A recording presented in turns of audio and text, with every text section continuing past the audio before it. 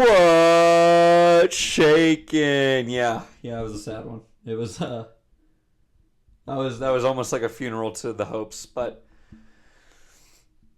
you know what they say. Doesn't matter. Doesn't matter. So many games, so many teams get in. I think it's just you've seen it so much as an Earthquakes fan. It gets tiring. I'm gonna just take this one by one. I thought Chicho had good chances, and they would have been put away, and you would say he would put them away a lot of the time, and it really could have changed the game, right? To be fair, they could have scored a lot of chances. Daniel had some good saves. It could have been a lot more. We gotta put those away though. With that being said, everyone's saying, "Oh, I would have put those away." And no, you wouldn't. No, you wouldn't. So let's cut that out right there. The fact he's getting chances does mean we're getting opportunities. It's just bagging them. I mean, it could have been a 4-4 game just based off some of those. For all the hate he's been getting, Preston Judd, I thought he had some good hold-up play. I thought he had some really good pressure. I think he does a really good job at that. For a 4-4-2, which we'll get into, I feel like it adds. It was a decent addition with everyone out. I wasn't too mad about it. Who I thought was one of the few players who it was almost a perfect game all around. Asuni Buddha, I thought super lively, made really good chances with his man. I don't know what happened when we sent him to Monterrey and then we lost 2 games, or like someone got injured, then we brought him back. He took it so personally. Like that, there's his Michael Jordan levels of petty. Like, oh, you want to trade me? You want to trade me? Let me show you how it's done. The pressure. He just looks so much more mature. He looks like he got stronger, faster. Like he's more confident on the ball. Everything was so good from Buddha. I was really, really impressed, and I think he's making a strong case to keep starting. I think he made a strong case to be one of the ones to start next game. That's my opinion. Espinoza, we have to get him involved. We have to get him involved. It doesn't have to be every play. It shouldn't be every play. But it should be a lot more plays than it currently is. Like, we have a lot of star talent. You can't just constantly pass to him and hope he gets it. But when he does get the ball, he drives it forward, and he goes directly at the goal. Sometimes, and I'm the biggest critic of this, I'll be honest with this, in seasons past, he'll get the ball, run down the wing, and just cross it and pray. I'm not going to lie, that happens a lot. But when you give him an opportunity, and it could be maybe if we change his positioning a little bit, you give him the opportunity to run a goal and shoot or drive, sucks in the defense, collapses, could pass it out wide, brings a little bit of a threat, gets a little momentum, could be a shot, could be this. It's chances. And when the game's kind of dying, you don't have a lot going on, you need those. And Christian Espinoza delivers on that, and we can't get him the ball. He's our captain. He's been our best player for a while. He's our longest tenured player. Actually, I think it's Paul Marie, but at least one that's playing. So he has to get more involved. Ian Harkes. I thought he covered a lot of ground. I think for what we have and what we need and what everyone wants, I don't know if he's necessarily like the main man. And this is gonna sound really bad, but like I feel like if you let me cook, stay with me now. If he's like the second or third piece in the midfield, he really is the number one piece in the midfield, if that makes any sense. I'm going to just, for example, Leicester and N'Golo Kante. You got Mahrez creating, and you give him the ability to create. It's like having that engine in there. And by having all those other great pieces around, so that all he has to worry about is running around and doing what he does, it lets the others shine, and they'll get all the credit. But really, it comes down to the heartbeat of that. But if it's like, he also now has these other responsibilities where it's like, okay, I'm doing all these things, but nothing really else is happening. That's why it's like he needs to be the number 3 piece. If that's what I'm trying to get at.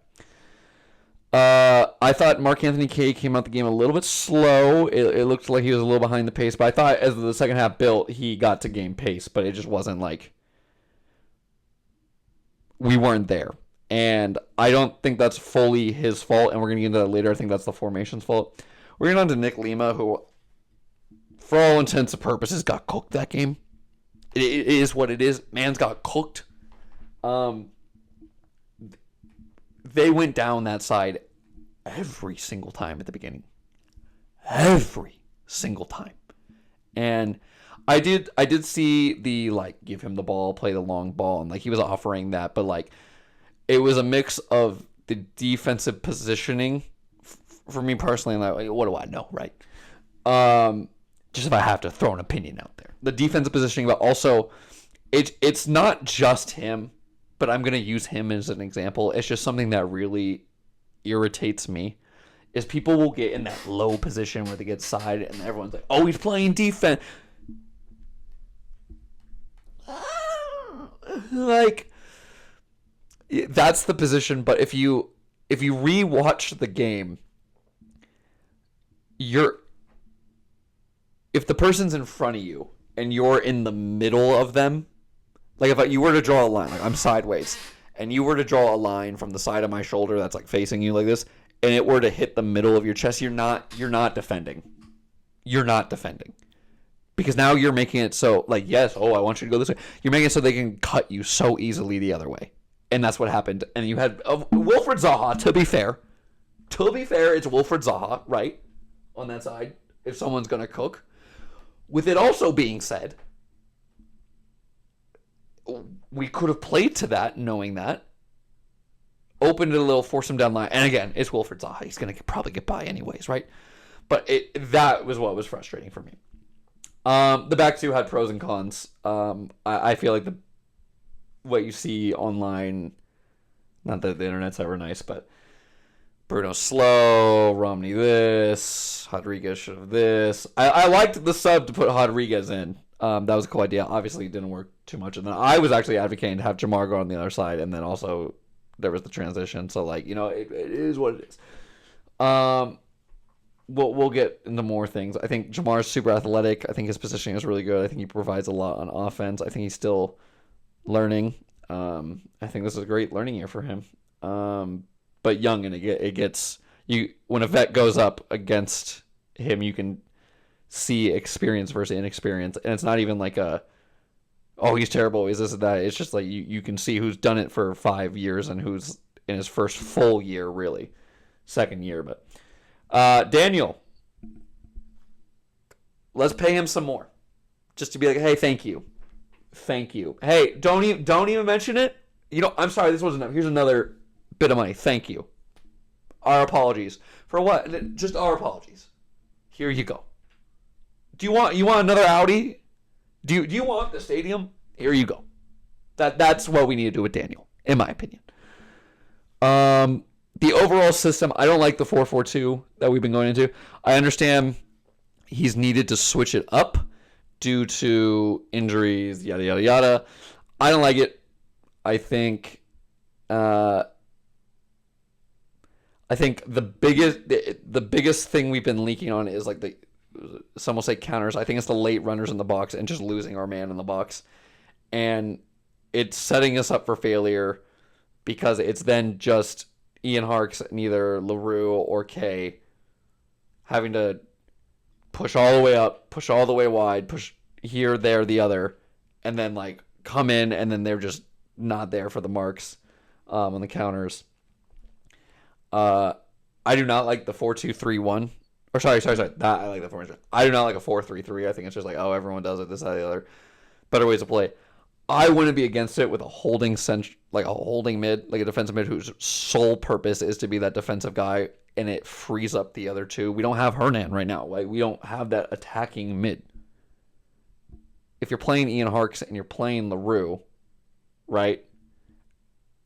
You got them in the center mid. They can push up. They can do exactly what they're doing, but now they have that security behind them, whose only job is to be the security, or if it's on offense, swing the ball around, right? And if it's on the right side, you watch that near ball on the right side. If it's on the left side, you watch that near ball on the left side on the cutback inside the 18. That's their job. I think that would be a possible solution to that. Obviously, multiple runners. Center back's got to watch it and organize it way better. Not just on the midfield, right? And then the argument is, oh, what about our wing play? We had chances, but we're not scoring. You know what I mean? Like you can't fit everyone on at the same time. It worked well in the first game, but long season, get the rotation in. I think build a style of play, and then it's like, hey, if you're a defender and it's like you've been holding off some like all the pieces, like we have all our pieces out, and you're the defender. You're like, oh, this is all of it. It's a downgrade from here. Cool. Okay, we just gotta keep doing what we're doing. Versus, it's like 60 minutes. Like, all right, we've been kind of holding this off. Oh, now they're throwing a new piece that should have been one of the original pieces. This, that, the other, and that's what you kind of want. And maybe that's what they're hoping Buddha offers, especially because he's young and he doesn't have as much say as maybe a Chicho and Joseph. Especially, we don't know what the contracts were. And trying to keep people happy, you would hope Pellegrino starts putting them away. So it's that's how I view it, and that's why I am not a fan of the 4-4-2. And again, what do I know, right? Guy with the mic versus someone to coach at the World Cup. Looking over at the notes here, we can also say it's Hernan's not here, and Joseph's not here, and from the coaching staff perspective, I 100% agree. It's kind of like I had 2 games. I had 1 game, really, a game and a half with my pieces. And now I'm trying to figure it out on the fly. With it also being said, and I think he kind of knew coming into the job, and we talked about it depth early on. And I've been saying this since day one. Thank you to the 2 people who listen to this, and you'll know. I said we were 1 or 2 injuries away from oh God, what's going to happen? Now, we did play a really good team, and that's another point I have on here. Now we get to see what we play when we play a top team. Is what it is. Again, long season could have been an off day, this, that, the other. Got some good players, but now we kind of know. And I personally think we need to switch the system. And that's what I'm curious, is if we're going to move on to what we have next week for Seattle. What is Bruce going to do? Is he going to just, all right, we got some of the pieces back. Let's just try and keep doing it. Let's keep doing it. It'll fix itself. I believe in this system. That was terrible. Let's fully revamp it. Blah, blah, blah, blah, blah. Maybe that throws off the rhythm. Whatever it may be. I'm expecting a lot of the same, but let's see. You never know how training can be, who's injured, who's coming back. I'm not fully certain on the international team. I think they're coming back this week. I could be wrong. I want to get on to the Romney play because I feel like a lot of people talked about that playing in the back, whatever. What I appreciated from it was the second he lost the ball, it was a full-out sprint to get back. It was a full-out sprint to cover the side. He covered the goal, and yeah, someone else would have probably covered it by him. And then he went full-out to go for the header and missed it. I can sit here and say I can appreciate it because it can't be the same can't be said across the 11 or the 18. I'm not saying they're not trying. I'm not saying they're not working hard. But just from a visual perspective, it's really nice to see someone lose the ball, and when all hope is lost, they're still sprinting as hard as they can. Because if it's 4-1 and they get through on goal, I see the midfielders kind of like jogging lightly back, and they're like, okay, whatever it is. It hurts. It hurts because we're already down so many, is what it is. At least with that, it's like, he gave it his all. His all. Not 90%, his all. And it's like, we got beat. I can at least be like, all right, we're fighting for it. And then it could just come down to like, oh, we're not good, we're not this. But me personally, I feel with that hard work, with that run, I can at least go like, all right, we're fighting. And I feel like that spirit carries.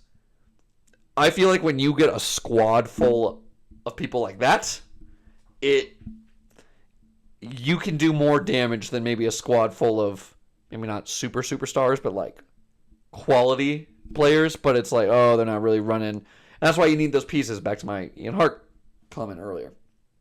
So I didn't enjoy it. It was whatever. But like I appreciate that. Next week, Seattle. Seattle's struggling, but never write them off. They always find a way, and especially MLS, you never know. And the head-to-head matchup is always usually pretty enticing. I know Seattle fans don't actually enjoy playing us. They said it usually doesn't go good for them. In my time in Washington I spent last year, that's what the overall message was from them. Yeah, I think that's how I feel about it. I just want to see what Bruce does. I'm expecting a lot of the same, but oh man, it only took a couple losses to like just already kind of feel the sadness come back in and creep back in. But it's a long season. I don't want to write it off. But I've also been so hopeful and seen the other seasons, so I'll support. I'll go out there and support. I need to hate on all the guys, even though I just critiqued everyone for however much, and I know nothing and never played anywhere. So, while I'm a hypocrite, I think we should all go out and still support. Anyways, have a good time. I've been having fun at the games. I hope everyone's been liking my food reviews. I still dream of that falafel. It was so good. That falafel was so good. But let's talk on tequila night. So, if anyone would like me to see that, or like to see that as the review, let me know. But to finish it off, we can go to our awards. And by awards, I mean our Tommy Thompson GOAT of the match. For me, it's Buddha. I think you take your minutes. You only had a couple throughout the previous games. Like, he's been getting some looks, and you get a start, and you really made the most of it. And again, I think he should be starting next match. That was a really impressive performance. Work rate was really good. Usually turned into something pretty good. He kept the pace of the game up and our movement on and off the ball. I liked. So, yeah, Buddha is my Tommy Thompson GOAT of the match.